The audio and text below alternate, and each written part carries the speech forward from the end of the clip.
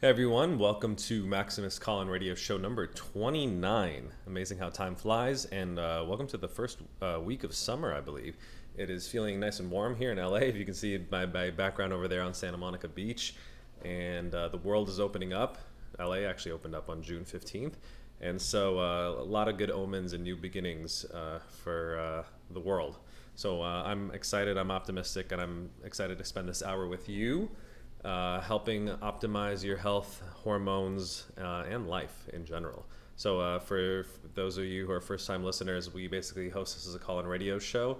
You have the opportunity to call in and ask any and all questions related to mind, body, and masculinity. And I always prioritize those who are willing to dialogue with me live. So if you're joining us on Discord, you can feel free to unmute yourself and ask a question. Or if you're listening to us on Twitter Spaces or Clubhouse, feel free to raise your hand and I can put you to the front of the room. You can type in your questions as well if you're listening on YouTube Live, Instagram, or TikTok. We're on so many different channels. So we always start the show with a weekly unpopular opinion. I love to share my unpopular opinions on Twitter, and I like to do a little bit more of a deep dive live as we're doing these radio shows. So this week's unpopular opinion is actually a pharmacology related one. So my unpopular opinion is that the best cannabinoid is actually not THC or CBD. It's actually something that almost nobody has heard of. It's something called Palmatol Ethanolamine, or PEA for short. Now, this is not to be confused with another PEA, which is beta-phenylethylamine. That's a central nervous stimulant, so that's a totally different drug, and we're not talking about that today. We're talking about Palmatol Ethanolamine, or PEA, and it's a very, very interesting compound. It's actually sold over the counter now as a supplement. And let me tell you a little bit about why it's so interesting. So we have something called the Endocannabinoid System. So you basically have, I kind of make the analogy of like a lock and key in your brain. So you have cannabinoid receptors. The two main ones are CB1 and CB2 in your brain. And then when you put a key in the lock of those receptors, it activates and stimulates them, and it has sort of effects on the brain. So most people are, of course, familiar with THC. THC is the most active cannabinoid that's in marijuana, and that binds to the cannabinoid receptors and obviously gets you high, has psychoactive effects, in addition to effects on the other sort of medicinal effects that it has. CBD, which is sort of the non-psychoactive cannabinoid, one of dozens of cannabinoids, does not psychoactive, obviously does not get you high, but it has potential benefits in terms of pain, inflammation, sleep. I actually think, this is my unpopular opinion, that CBD is very, very overhyped, and I'll tell you why. So first of all, the main issue that you see, it's a legal product, it's over the counter, they put it in all kinds of drinks. You can walk into any liquor store almost in the country now, and there's some hemp-infused beverage, functional beverages that they're called. If you look at actually the label, most of them put somewhere between 5 and 25 milligrams. And it really has no noticeable effects. The one FDA-approved version of CBD that is prescription actually has the dosage at 100 milligrams. So you really need to be taking triple-digit milligrams in order to have a therapeutic effect of CBD, and almost all the products over the counter are essentially underdosed. So that's problem number one. Problem number two is actually it's really expensive, right? So if you want to buy like a therapeutically effective CBD product, you probably need 100 milligrams at a time, and if you buy like 1,000 grams, it's usually like $100. So you're talking about spending $100 for 10 doses, or $10 per dose. That's actually crazy expensive. You think about, compared to like an over-the-counter or prescription painkiller, you can get generic medications now for $4 for 30-day supply, or even $10 for a 90-day supply. So literally you're talking about it's 90 times more expensive than the prescription drugs. And while I'm all for sort of all natural things, it doesn't really the cost benefit analysis doesn't really make sense. So as an alternative to CBD, and obviously you don't want to be taking THC all the time because you're going to be high, and quite frankly, it's not very functional if you want to be a motivated, productive individual. There's something that's an alternative called Palmatol Ethanolamine. Now, PEA is actually a natural compound. It's found in egg yolks, peanuts, soybeans, and actually a whole bunch of different foods in various degrees. It's actually also endogenously produced by your body. Every single one of you right now has PEA circulating throughout your system. So it's called essentially an endogenous, meaning it's naturally produced by the body, ligand. And the reason it's so interesting is it actually, unlike THC and CBD, does not have direct and agonist effects on those CB1 and CB2 receptors. So it actually works in a little bit of a different way, and I'll explain the pharmacology just in case you science nerds are sort of interested. So it actually has two direct effects that we know of. So one is it's a direct molecular target of something called PPAR alpha, which is a target of something called fibrates. Fibrates are prescription drugs that are used to lower cholesterol, essentially. And PPAR alpha is really important because it essentially mediates inflammation, and that's where it exerts essentially very potent anti-inflammatory effects. The other receptor system that it binds to is something called GPR55. GPR55 is related to the cannabinoid receptors CB1 and CB2, and so even though it doesn't directly bind to CB1 and CB2, it kind of indirectly has an effect through something that's called the entourage effect. And so indirectly, it has an effect, and GPR55 also has anti-inflammatory effects.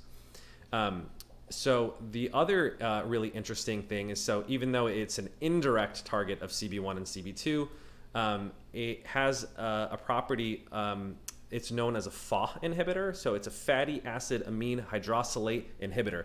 And FAH is basically an enzyme that breaks down your natural cannabinoids, right, that your body produces. So if you inhibit the enzyme that breaks down your cannabinoids, it essentially allows more and more buildup of cannabinoids in your system. An example of this is a cannabinoid called anandamine. Anandamine is essentially commonly known as the bliss molecule, right? It induces feelings of sort of bliss and euphoria.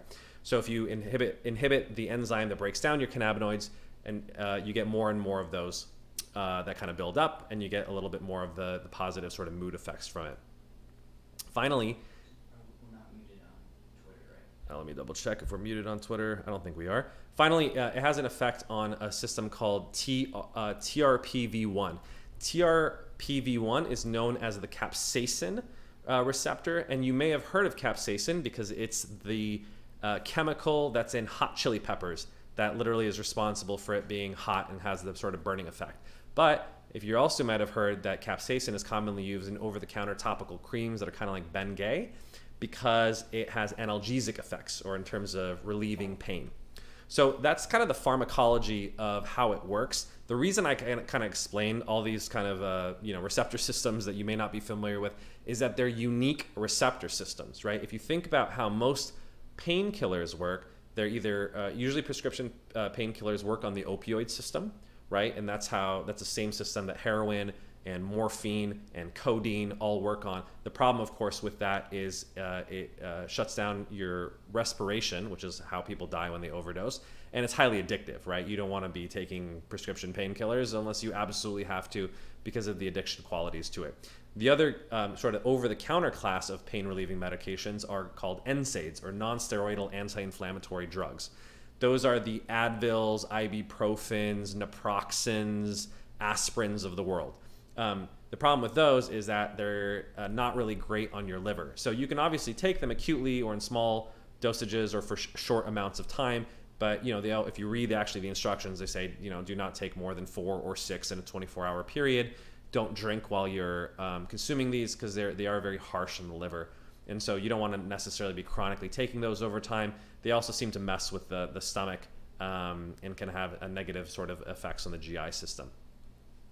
So that's why PEA is so interesting, is because it actually has analgesic or pain relieving effects through a totally different mechanism that is, in my opinion, a lot safer. So what are the uses of PEA? So the number one thing that it seems to be used for in clinical studies is actually pain relief. So if you have chronic pain, sort of a nagging injury, obviously I'm not providing medical advice, talk to your doctor, but I think it's a very novel and interesting alternative to popping prescription painkillers or even over-the-counter painkillers, because it is a molecule that's essentially endogenously produced by the body. You're taking something that's bioidentical, doesn't seem to have any addiction qualities, doesn't seem to have any dependence qualities in that respect, and it doesn't seem, at least as far as I know, to shut down your endogenous production of it, kind of like what you see with hormones.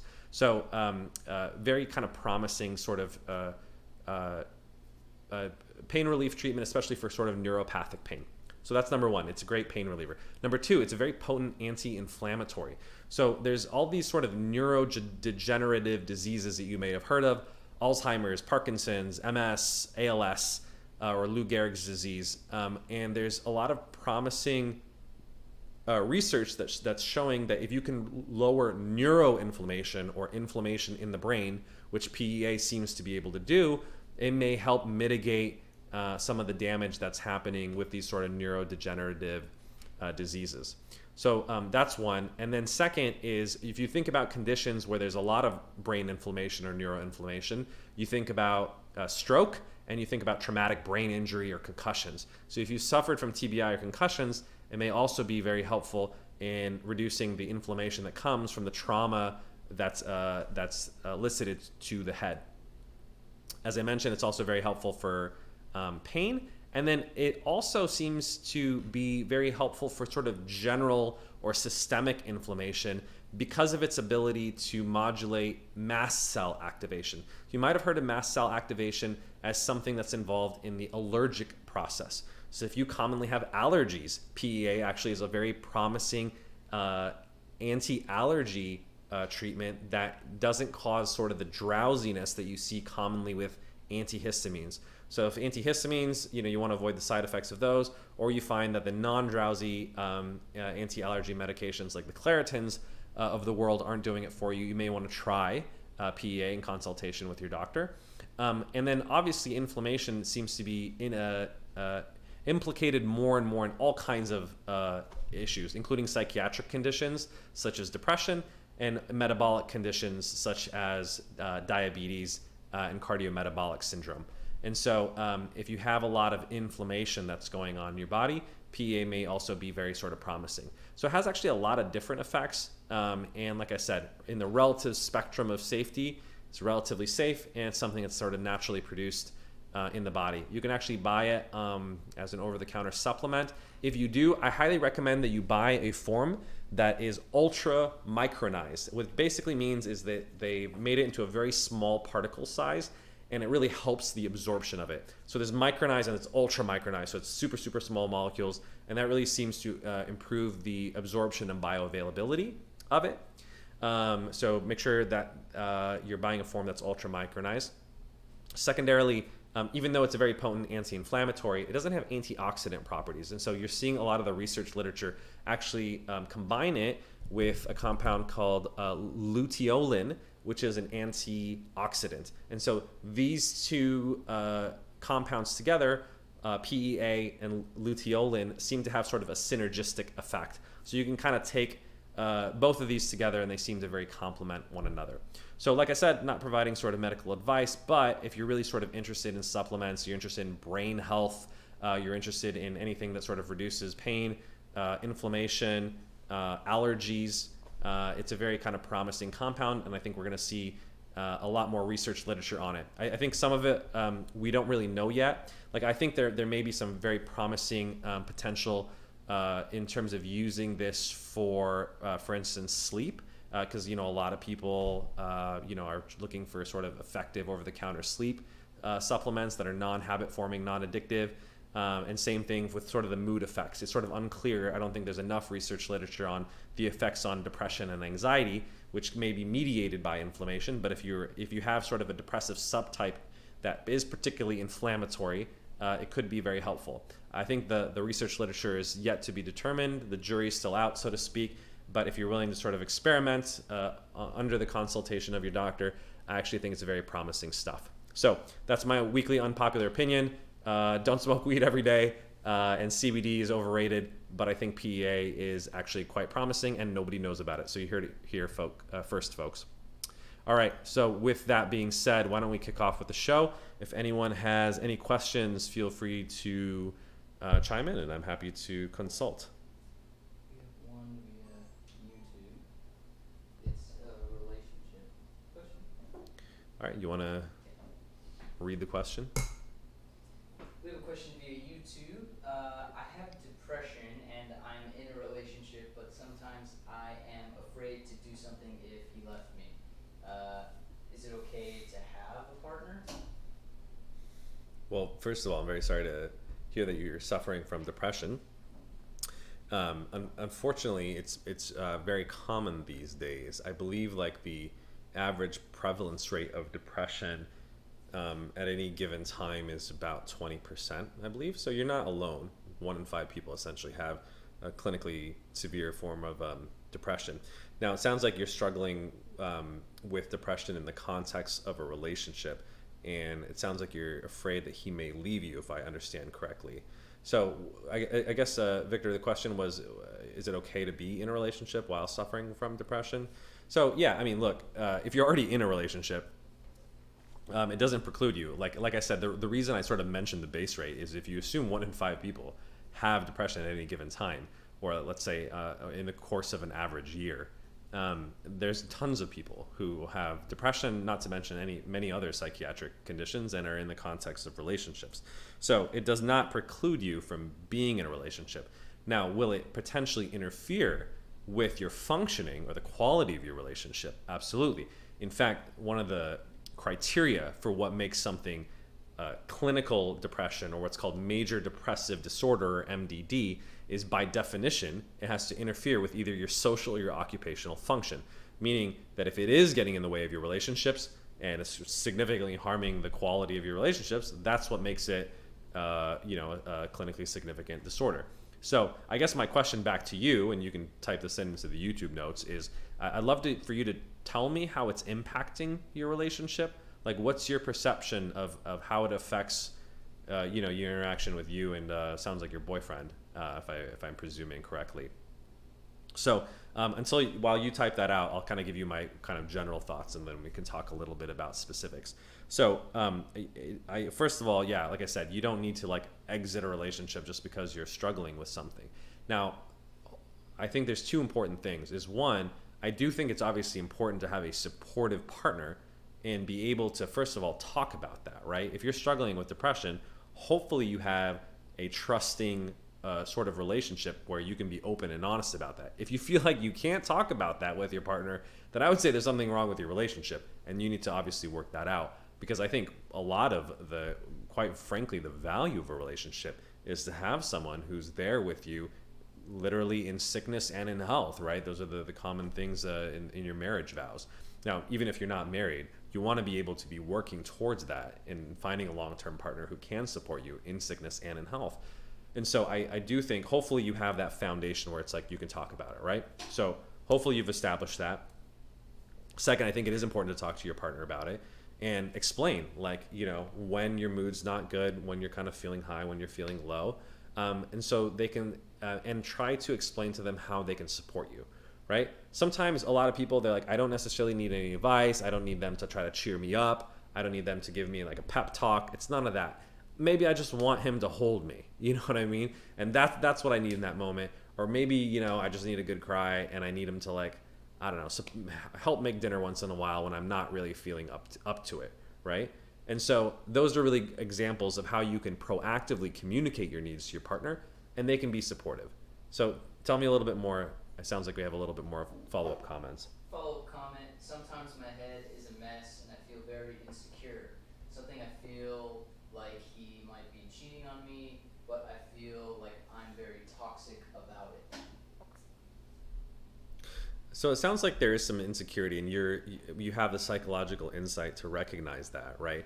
That seems to be kind of the theme in your comments, right? It sounds like, should I even be in a relationship? Am I sort of unworthy of being in it because I'm depressed? Is he going to leave me? It sounds like to me, and obviously this is very limited context in which I know you, you're speaking in a way that is very emblematic of like a low self-esteem, right? And so that may be sort of driving your depression as one of the causal factors or root issues, right? If you have a low self-esteem, you take things a lot more personally, right? And you sort of blame it on yourself when things go wrong. And that kind of personalizing thought pattern can contribute to depression. And obviously when you're depressed, it's easier to sort of blame yourself or beat yourself up. So I would actually highly encourage you, if you haven't already, to actually seek out therapy. It sounds like it'd be very helpful for you to start to recognize sort of these belief systems or thought patterns that you're having that may be contributing to, or at least exacerbating, your depression, right? So I don't like the word toxic, by the way. I think it's one of the most overused terms, and you've heard me talk about toxic masculinity and why that's so problematic, because I think it's important to, and this is very relevant to you, is separate the person from the behavior, right? That's why I don't like to say, oh, they're a depressive or they're a schizophrenic, because that becomes their identity. That's them, versus they're a person with schizophrenia, they're a person with depression, especially depression, because depression, even with people who have severe recurrent depression, they're not usually depressed all the time. It comes and it goes, right? So that means they are a person who, even without the depression, and obviously they're the same person with depression, they're obviously just not feeling and functioning as well, right? And so I think you have to disidentify the person from the behavior or the milieu of the condition in terms of having the depression, right? You are not a depressive. You're just a person who unfortunately is struggling with depression right now. And there's nothing inherently toxic about that. You're just kind of going through a hard time. Now, I think it is important, though, in terms of what are the patterns of behavior that you're engaging with when you're depressed with your boyfriend. Like, I'm curious, when you're feeling depressed, how is it affecting your sort of interactions? Did she say something else besides the toxic in that last comment? The other comment was just elaborating on how they're feeling. It's very consuming. My thoughts are like, I'm in a pool, I feel trapped in a pool, and it's starting to take me deeper and deeper. Yeah, I mean, that the way that you describe it, I mean, it's very vivid, right, and a little dark. And that's very emblematic of sort of the thought pattern and the feelings that go along with depression, right? It does feel very all-consuming. A lot of people sort of, describe it as like a blanket that they can't get off of them, or a black dog. And your kind of description sort of reminds me of that. So, I mean, look, I feel your pain, even the way that you describe it is sort of very vivid. And that's why I think it's important to try to get as much support as you can. By the way, if your relationship, other than kind of the struggles that you're having with depression, is otherwise good, I would actually encourage you not to sort of, like, in the middle of your depression, try to leave your relationship because you don't think it's necessarily fair to the other person, especially if you're coming from this sort of low self-esteem kind of place where you may be a lot harsher on yourself than he is, right? If he makes that choice, that's a different matter. But I don't think you need to preemptively sort of exit yourself from that. And in fact, I would argue that if you do have a good relationship, it's actually very protective of you in helping you and providing you with support while you're depressed, because at least you got someone, right? And even if the relationship's not ideal because you're obviously not feeling your best, it's really helpful to have someone who's loving and supporting through this time. So I think you need to bolster your self-worth a little bit and say, hey, you know what? I am struggling. I'm not feeling good. It does feel very enveloping. And, this is something that I'm going to get through. I am deserving of a better life, and I'm deserving of love, as every human being is, right? So you don't need to prematurely exit from this relationship. Try to work through, like I said, with your partner and communicate your needs and how he can support you in the best way that he can while you're depressed. And at the same time, so you're asking him to be a supportive partner, you need to take on the responsibility of taking care of yourself as well, right? So I always think it's important to practice what you preach. If you're going to ask him to help take care of you, then you got to primarily take care of yourself. Go and seek treatment. I think it's a very good idea to obviously be in therapy, and if it's more severe than that, then your therapist can provide a reference to a psychiatrist as well, which can be very helpful if you have sort of a more severe form of depression. But I think it can be very helpful, and it's complementary, right? Your boyfriend obviously can't be your therapist, can't treat your depression, but he can provide you with the support to help get through it. and provide sort of guidance. And it's ultimately your primary responsibility to seek help and get treatment. I know it feels very all-encompassing. I know it's very hard to go and take proactive measures when you're feeling down, but it's absolutely something that you can work through. So I'm happy to help provide some resources at the end of the show. The one that I'll provide, if you're not on Discord, is well, first of all, if you do have health insurance, just try to go through your health insurance and find a therapist that's in network. If you can't do that, there is a SAMHSA. It's samhsa.gov. It's the Substance Abuse and Mental Health Services Administration. It's the part of the federal government that runs all the mental health services. You can go to that website, click Find Treatment, and there's a lot of resources that you can find to get mental health treatment. They also run the National Suicide Hotline, the 1-800-273-TALK number that you may have heard if you listen to Logic and some other musicians. And hopefully, you can find some help out there.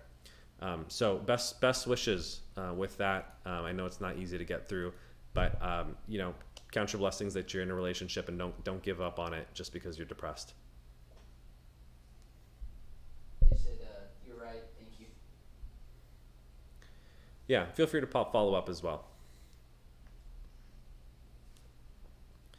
Alrighty, other folks, whether you're on Clubhouse or Twitter Spaces, feel free to chime in with any questions, or Discord.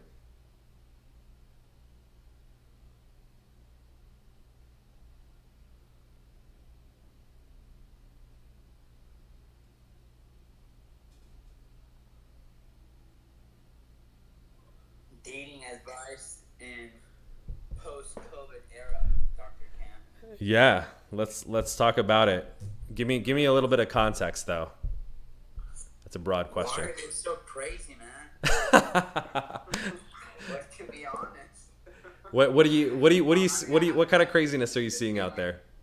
I just feel like there's a lot of resistance. I don't know. I obviously understand chivalry. The guy has to do the little chasing. I'm cool with all that, but there needs to be some I don't know, something worthwhile of my time as the man in it too. So Right. I'm just curious what has worked from people that have shared, and what are things that I guess we as men can do better as we are trying to find our significant other, for lack of a better word. Sure.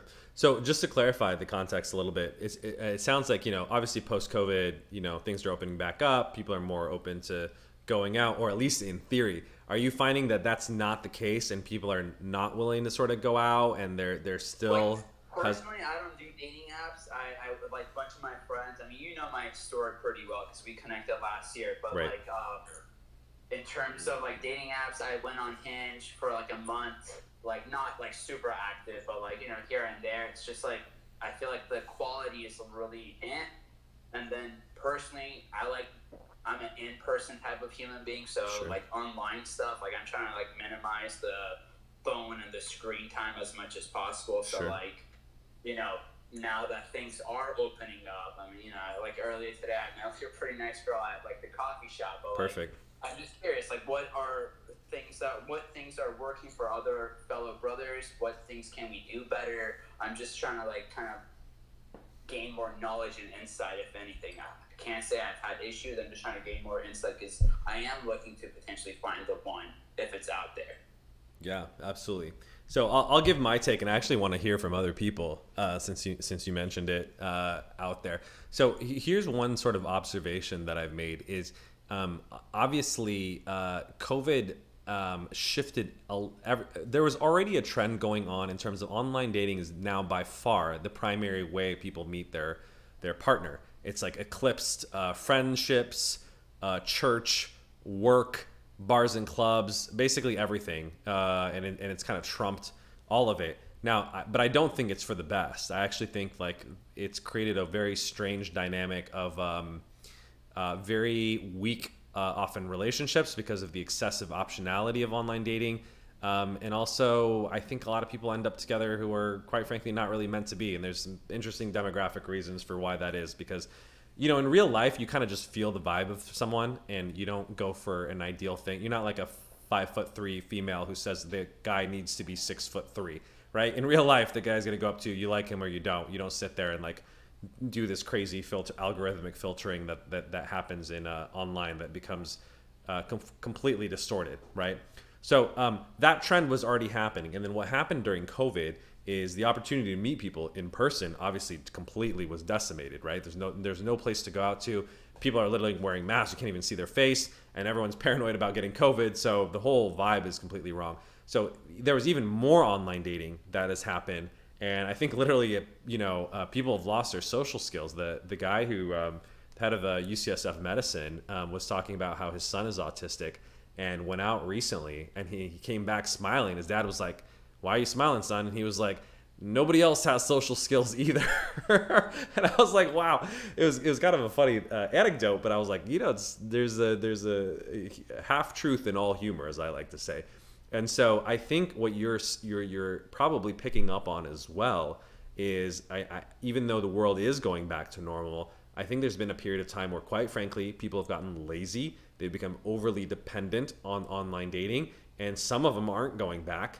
And it's probably because they're a little anxious, they're a little awkward, they're a little out of practice in terms of talking to people. So all these combinations, I think, has just created weirdness on the part of both men and women. So I think if you thought online dating was bad before, it's even worse now because there's even more people on it than there were before. And so especially from a guy's perspective, it's even more competitive. The odds are worse. And so I always tell people, look, if you're honestly, and if you don't know the answer to this, ask your friends. If you're not in the top 10 to 20% of men, right, in terms of especially physical attractiveness and in terms of your pictures looking good, and if you don't know this, there's like, I'm sure there's some hot or not, whatever, OkCupid evaluators that will tell you that. If you're not like an 8, 9, or 10 on these websites, it's basically worthless to do online dating. You're going to be swiping through hundreds, if not thousands, of profiles to find, quite frankly, someone who's probably more mediocre than if you just went up and did what you did, which is go up and talk to someone in a coffee shop. Ironically, I think in person has gotten even better because everyone is so awkward and out of social skills, and people are not approaching people as much as they did before. Now I think it's relatively safe to do so because things are opening up. People are wearing masks a lot less. So I think, in fact, there's a great asymmetric opportunity and advantage that you have, that if you have the balls, literally, and courage to go up and talk to people in person, you're going to blow people out of the water. So I think online has gotten worse, in person has gotten better. So take advantage essentially of that opportunity and try to meet people as much as you can in person. I am a fan of meeting people naturalistically, especially during the day, coffee shops, libraries, bookstores, shopping malls, out and about. Just even when you're doing your errands, if you see someone who catches your eye, just go up and say hi. It doesn't need to be a crazy line. You can say, hey, you caught my interest, or by the way, here's a tip that I actually thought was very clever. If you don't know what to say when you're approaching someone, compliment them on something that's not genetic, right? So you don't just go up to them and say, hey, you're really, really beautiful, right? They didn't do anything to earn that beauty. They just happened to be born to good parents. But compliment them on a behavior that they chose, right? You can compliment them on an outfit that they picked out. You can compliment them on their shoes because that's something they did. They actively chose, right? So you're complimenting their taste. Then later on, you can compliment them on how cute they are and all this stuff. But I think there's something more virtuous, I think, about complimenting someone's style or taste or effort that they've made. Hey, I really like, the color of your nails that you did, or whatever it is. And it's just a nice little opener. Actually, always works, to be honest. Frankly, I say that it works. Yeah, absolutely. And I think it's also rewarding good behavior. It's like, well, you're not rewarding someone for winning the genetic lottery and having a symmetrical face, but you are rewarding for someone for making an effort, and you appreciate that because you're noticing it and you're paying that compliment forward. So, I mean, that's my tip and advice. Do other folks have opinions though? I'd love to hear from other folks. Or if anyone's out there dating, what do you find to be effective, or what are people finding now that the world is opening up again?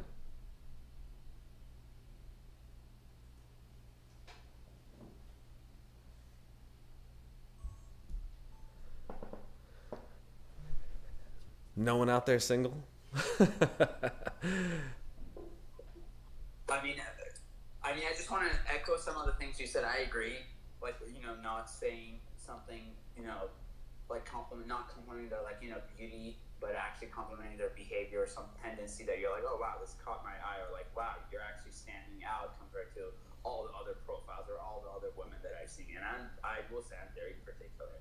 And I mean, to each their own, like, but yeah, I think one of the things I've noticed is that when you do approach them, as you said, since we've all been locked up, we've been inside for so long, I think the online dating is actually not really true representation of what they actually look like anymore, because the picture from a year ago is not really what they are now. I mean, I hate to say it, I'm not interested in fat women. It's true. Stuff personal, not interested. I'm not saying you're ugly, I'm just saying I'm not the right one for you. So like that said, I think going back to what you said about kind of emphasizing their behavioral tendencies, I think that's definitely key. And I like going to like coffee shops or like places like that over like a bar or like a club, because frankly I haven't really been to those places post-COVID. And like now I'm more kind of focused on like finding someone kind of within the the age range thing that we've spoken about, take Right. your age divided by 2, added 7, and then kind of go through that range. And there's plenty of good fish out there. I'm just trying to like weed out what I like and what I don't like, and it's progressing really well. So again, I'm curious to hear what other brothers have to say. If not, then hopefully you guys are all in happy relationships. And if so, then great. No need to talk about this further. I just wanted to kind of raise it because I think it's summertime. We're all kind of out and about. I think it would be a good discussion topic. But thank you again. Sure thing. By the way, if you are in a relationship, I think you're in a good position to give advice. Like, how did you meet your partner? Because I think there is something worthwhile to be said from people who are in successful relationships. So I think that's a good point. One other observation that I've had is, I think actually people are very eager to go out again for the most part. There are, like I said, some of the people who maybe are a little bit awkward or out of practice. For the most part, at least in LA, I'm seeing restaurant reservations are at an all-time high. It's actually harder to get a reservation than I think it ever was before, because there's almost like a rebound effect, right? Where everyone's like, oh my God, I want to go back out. And so I think there's also, you can try 2 different things. One, I think social circles are opening up again. One thing that I think was very unfortunate during COVID is social circles were very closed. Nobody wanted to, like, when they were throwing parties, they only invited sort of trusted friends and family, because they didn't want to risk, obviously, infection of outside people if they weren't in your kind of like your family or your pod or people you see regularly. So strangers were, I think, less invited. Obviously, I think that's changing now. So I think social circle game is still fantastic and way of meeting people, because obviously if someone knows you or can vouch for you, or even if you have one person in common, right, you're not a complete stranger. And I think that still goes a long way in terms of meeting people, because at least if you're a friend of a friend, or even a friend of a friend of a friend, someone knows you, there's some connection to the community. So I think there's a lot more like trust and relatability when you do that. And now is the great time. You should go back out and ping your friends, even if they're acquaintances, and say, hey, no, we haven't talked in a long time. Obviously, you have an excuse, right? COVID kind of shut things down for a while. Getting back out there, trying to do some fun things this summer. Let me know if there's anything interesting going on, right? Invite me to your events, or when you're going out with your friends, invite me along. So I think people are very open about that. Like when you're just open and honest with people and say, hey, look, I'm trying to meet new people, right? Invite me next time you're hanging out in a group or you're hanging out with your friends. Hopefully if they're nice, they'll invite you along. So I think that's a great way of doing it. Second, I think there's a class of events that are more inclined for people who are kind of more open, I would say, more open to experience or more open to meeting people. So in a lot of cities, particularly big cities, there are kind of like LA events, for instance. There's kind of websites or apps that host like interesting events. I'll give you an example. Actually, here in LA, there's a weekly like movie series where they host these outdoor screening of movies in like beautiful parks. So they had it actually in Will Rogers State Park, and they put on this huge movie screen with amazing outdoor speaker system, and they put on Dirty Dancing. Everyone brought out picnic blankets. There must have been like 200 people there. And it was actually a very amazing experience. Like it was very fun, but also, you know, it was like a lot of people out and about. So if you came early, by the way, they opened this park up at 5:30. Movie didn't start till 8:30, right? And 8:30 to 10:30, the movie played for 2 hours. Like that would be a great opportunity, right? Because these are people who obviously want to go out. A lot of people are hanging out early, and it's 3 hours before the movie's there, so you can just go around, socialize, talk to people, right? So that's an example of sort of an event where people are a little bit more open, I would say, to kind of conversation, and also the venue is open. It's a public park. You're kind of walking around. Versus like, I don't know if it's like a club or people are kind of sitting at a table. It's hard to go up and interact with people in sort of the same way. So I would say also like try to look for events that like, you know, is conducive to people who are new to cities, are trying to meet new people, or the venue or the occasion is a little bit more open to, you know, meeting people and talking to people and interacting. Because I think there are better places and events that are conducive to talking versus ones that are clearly not. Alrighty, if anyone else has any tips, I'd love to hear them. Otherwise, if you also have any other questions, I'm happy to answer them. I would just like to add about, in terms of meeting women, I found dancing clubs very helpful, because particularly because they skew towards a female demographic. Many of them are, you know, they'd love to have men there to act as dance partners for the women, and also the women there to be very sociable. I find that is a very good place to meet dates. It's much better than these dating apps. Also, other venues where, like churches, for example, where the demographics skew female, I find that these dating apps like Tinder and stuff, they tend to be often an ego boost for a lot of the women who use them. Right. As the gentleman said before, many of the photos are heavily edited and not representative of how they look. They can put photos, and I think it's used as much of an ego boost for some users. They like to put photos on, and they get 50 replies, especially women, because the demand for women is much greater than the supply. They have the benefit of the supply demand imbalance. And so you can message a woman, and there's probably very little likelihood that anything will arise from it. From my experiences, I would really recommend venues where, you know, that are inherently social, or where where the demographic tends to skew female. I think you have a much better opportunity in that case, especially, for example, dancing clubs or even yoga or things for which women, you know, where the attendees would be mostly female. Yeah, no, I think that's a great point. When you say dancing clubs, are you talking about like salsa dancing, or like particular types of dancing, or like nightclubs? Exactly, like salsa dancing and you know, different clubs with, like I went to some like Latina clubs where they taught you to do some of the. I was terrible at it. Like we did the merengue and stuff, and I was a disaster. Nice. And if anything, that was even better for them, because they were all coming up, you know, trying to teach me in vain. Right. Trying to perfect my method and stuff, and that was a very useful way of getting contacts.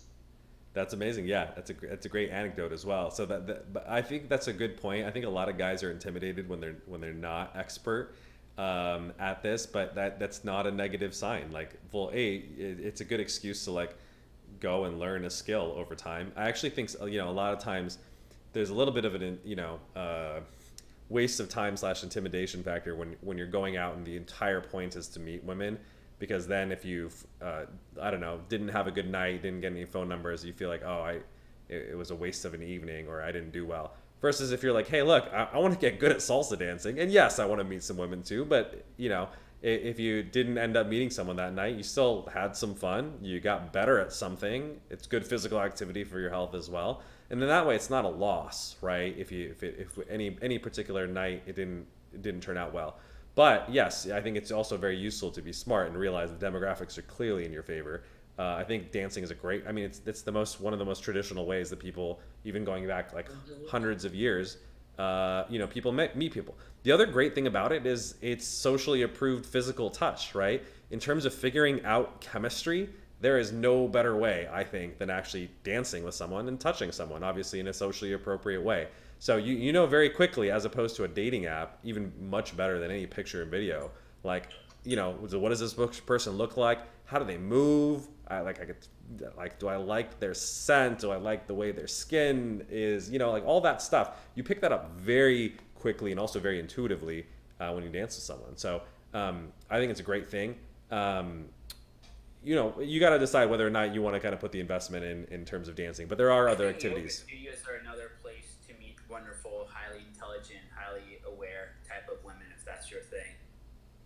Yeah, absolutely. I mean, obviously, don't go and be like, "Hey, let me watch you squat." Like, don't be a pervert or like a creep. But like in a right setting, I think like I picked up girls at the gym all the time. I don't think there's anything wrong with it, and you approach it in a friendly manner where like you want to be helpful or you want to like get a workout in a, I don't know, like same equipment that they're using or whatnot, and it's busy. Like I think always works. Obviously, if they have their headphones in and they're like super like focused in their workout or whatever they're doing, be conscious of that. But Sure. I think overall, depending on what type of woman you like, I think that is definitely a suitable place to also meet opposite gender like women. But I agree with you in terms of the dancing. I think everything you touched upon is right on the money.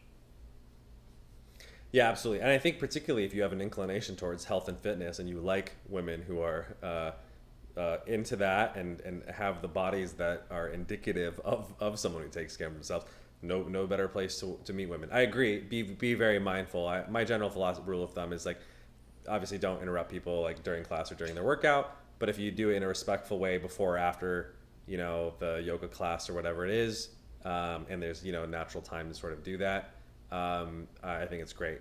And also it's one of those things that I think over time too, I wouldn't recommend like going to one yoga class and trying to do it, but like, if you kind of become a regular, you also become a little bit more trustworthy in the eyes of people versus I think people can kind of tell when you're going and you're just like clearly there to scope out women, versus like, okay, you go on a regular basis, you're doing your weekly Saturday yoga, it complements your weightlifting.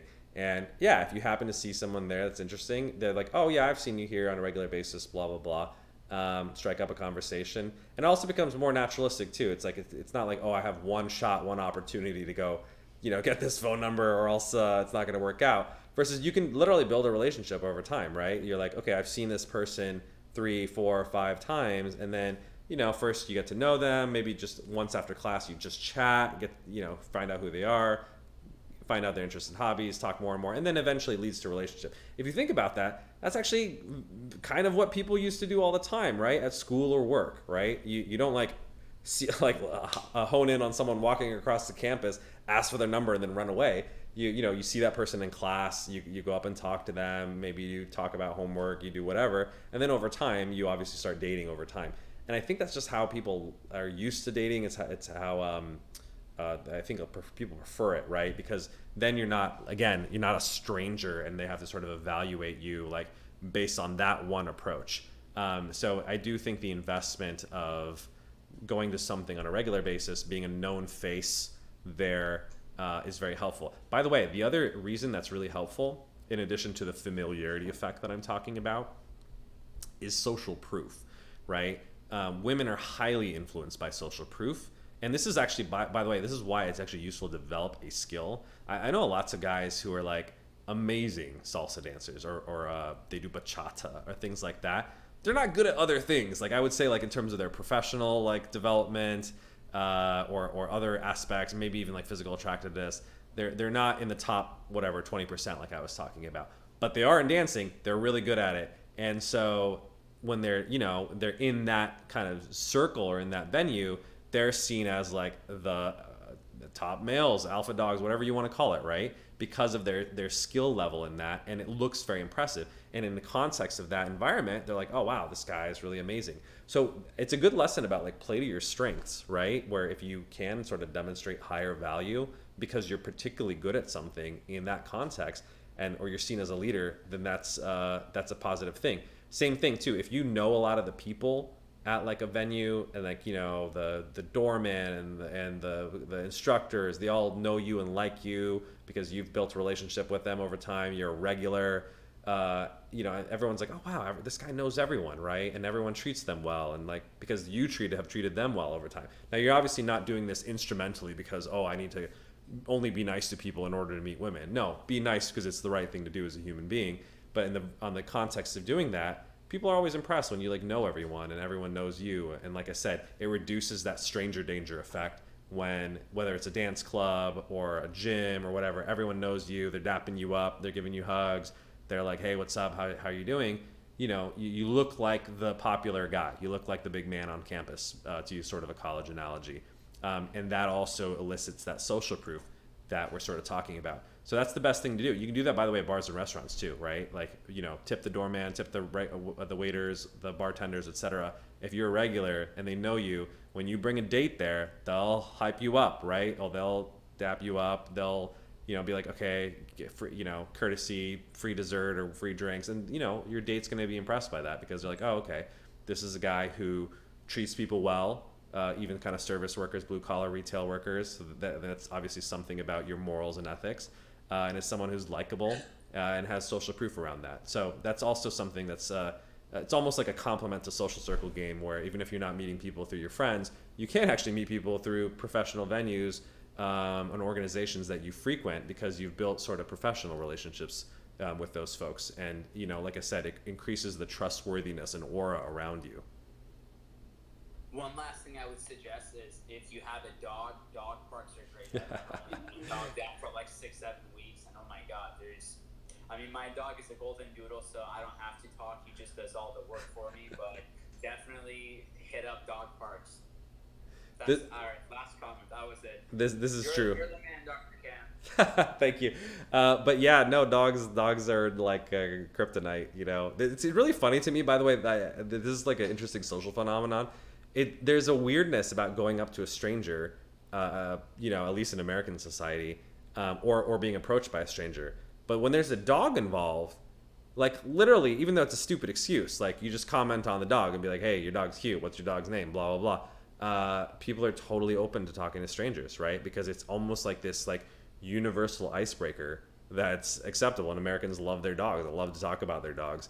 And so having a dog, or even, you know, it's kind of funny too, even if someone else is a dog, obviously talking about their dog is the best icebreaker that is. And they're so used to that, in fact, that it's more normal than abnormal. So yeah, I mean, obviously, if you are going to get a dog, get it because you like a dog. But yes, it's a nice perk to be able to talk to people out and about, going for walks, dog parks, etc. And yes, you know, if you think about it, it's a clever kind of hack too, because you have a particularly cute dog, like your doodle over there. You know, it elicits positive feelings, and positive feelings get associated with you, right? So they may think your dog is cute, but you end up looking cute as a result because they got the googly feelings from your dog. By the way, that's also the same reason why it's great to actually meet people in an exercise context. They're sweating, their heart rate's up, their adrenaline's going, which, if you think about it, mimics being attracted, falling in love, having you know, sex, right? It's the same sort of physiological activation response. So this is a clever social psychology experiment. I think they did a study in which they had people go on 2 different dates. One was a very like neutral date, sit down, stare at each other, you know, coffee kind of thing. The other date, I think they had to like cross a bridge in like a national park, and it was kind of like a shaky bridge, so it induced a lot of anxiety. And then they had the women rate their dates afterwards, and obviously the ones that did the scary bridge walk rated their date as better, and they wanted to go out with them again, even though it's like the same people, right? And the reason for that was they're mistaking their feeling of adrenaline as being physically attracted, right? So obviously, like, don't abuse that principle, but there's something to be said about doing a physical activity with your partner. So I do think either meeting people in contexts in which you're doing physical activity, or I particularly also like first dates that are physically active. Take people to play pool or billiards, take people to go bowling, do something active. Don't do crazy stuff though. I always see people like invite people on first dates to go like rock climbing. And I was like, unless they're into rock climbing, it's too intimidating of a first date. Like no girls like wants to do something that's like kind of dangerous and you're staring at her ass, and the whole thing is very awkward. I've actually heard from women, they've been invited on rock climbing first dates and they're just like, no, this is like too much. Like I said, unless they're a climber and they're totally comfortable with that. But pick something that's physical but easy. Like you don't want to go climb a mountain. You like a very light hike, you know, like a nice interesting walk in a interesting place or interesting park. Pool and bowling is like very low key. You're not really even sweating. You want to do something that's easy and approachable and not intimidating. If you're going to do a physical activity, you don't want to do something that's like actually physically dangerous, or it scares the lights out of them, or it's just awkward. They have to change. If they have to change their clothes for the activity, it's probably too much, I would say, for a first date. Sure, maybe for a second or third date, you're getting to know them. You want to take them surfing or something, and they need a wetsuit. Fine, but I would say keep it a little easier on the first date. You don't want to create barriers, right? You want to just keep it as simple and easy to say yes as possible. So how do you handle like the fallout of awkwardness of rejection? Like if you're running day game, you go into your favorite coffee shop and you ask that barista out on a date and she says no, we get rejected. How do you handle the awkwardness of going back into that coffee shop again? Or like I'm not afraid of the rejection part. I think it's the actual awkwardness of, do you ever go back and do you show your face around that coffee shop again? I don't know. Yeah, okay, well, this is a good question because I think there's a difference between hitting on the employees of a venue that you frequently often. You have to be pretty savvy about that, right? If you're hitting like on a gym and you're planning on staying at that gym for a long time, you don't want to be hitting on all the employees because then you become that guy, right? And so unless you really like that person, and like I said, you probably want to develop a relationship over time and kind of feel that person out before you go and do that, because you're going to have to see their face for the next whatever few months or years. You want to be, I would say with employees, a lot more selective than you would versus, you stop into a random Starbucks, you see a cute girl sitting there, and if you don't talk to her, you're never going to see her again for the rest of your life. Take the chance and go talk to her, and whatever, you strike out, you're probably never going to see her again anyway, right? Versus like it's literally the Starbucks that you go to that's closest to your house and you want to go there forever. So I would say, use your judgment and put your bar a little bit higher if it is, like I said, an employee who's there and it's someplace that you frequent and you want to continue to frequent. So that's first things first. Second thing is, look, in the end though, if you decide I'm gonna take that chance, you just have to man up and deal with the rejection. The reality of like, especially kind of cold approaches, or it's a numbers game in the end. And until you get really good at it, but even if you say, let's say good at it, if you think about the reality of how relationships form, the biggest factor, and people underestimate this, is timing, right? Like you may be super attractive, you may be a quality guy. The woman may in fact have been interested in you, but she could be in a relationship, and so she's completely not available. She's just getting out of a relationship and she doesn't want to be in a relationship. Maybe you caught her at a bad time of, like in terms of her life, and she's not in a good mood that day. There's all these like factors that have nothing to do with you. So you have to, I think, just really not take rejection personally. That's the thing. I know it's easier said than done, but I think the way that you don't take it personally is you realize that honestly, like the majority of the time has nothing to do with you, right? Because it's just, you didn't have the right timing to be there. Second of all, it's completely presumptuous that 100% of the time, every single woman that you would talk to is going to like you. So, I mean, you don't need to. Like, look, in the end, you're trying to find one person if you're trying to find a long-term monogamous relationship, and not everyone's going to be into you. That's okay. I think we just have to like understand the reality of like odds, right?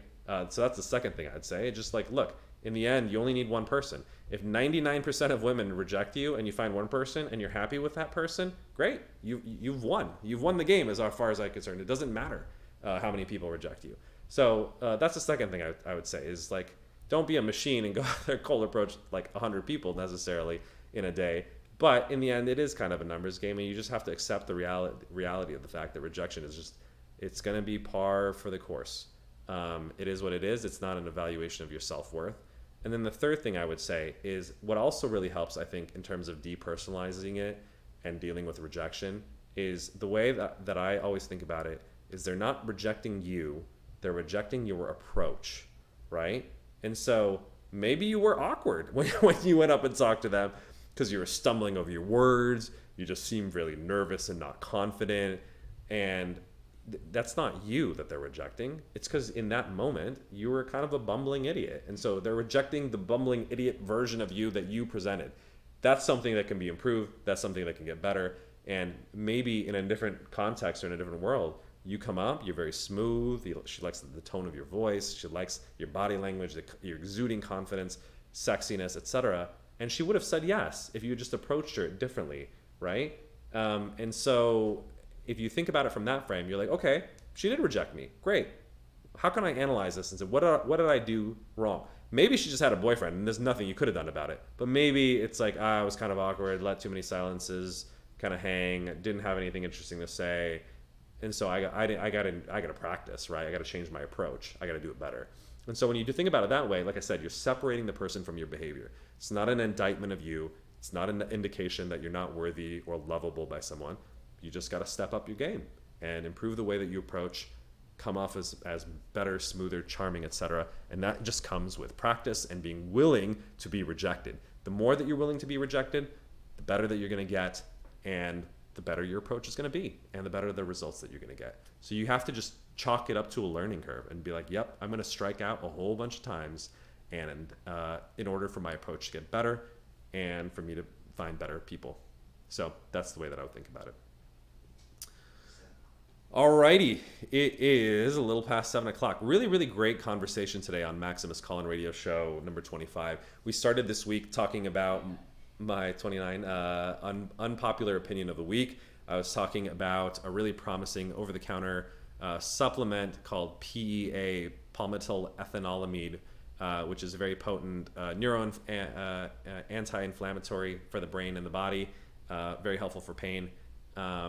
And for allergies as well. And we answered some really interesting questions today. We talked about dealing with depression in the context of a relationship and why it's important not to give up on a relationship, how you can communicate with your partner to serve your needs while you're depressed, but also take your responsibility in getting your mental health treatment taken care of.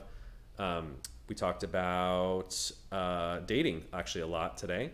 We talked about how do you kind of date in the post-COVID era, when people are kind of a little bit awkward and still getting into the things of things, why it's actually even more important to avoid online dating, how to do more in-person dating, and find the right venues, right approaches that are going to maximize your success.